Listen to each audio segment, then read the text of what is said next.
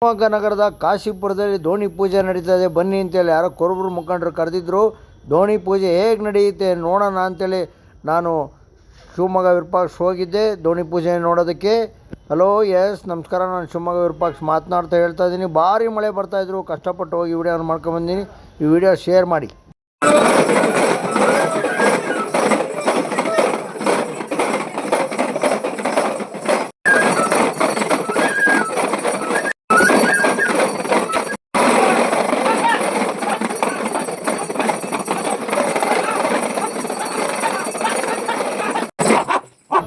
ಕುಣಿತಾ ಬಾಳೆಹಣ್ಣಿನ ಪ್ರಸಾದವನ್ನು ಸ್ವೀಕರಿಸ್ತಾ ಪರವಶರಾದರು.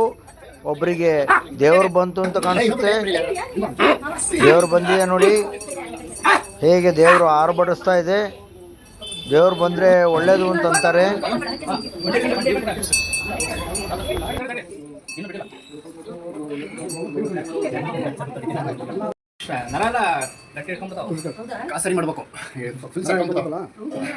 ಮಲ್ತೇಶ್ವರ ಇದು ದೇವ್ರು ಬರುತ್ತಾ ಇವ್ರ ಮೇಲೆ ಬಂದಿದ್ದೆ ಇವಾಗ?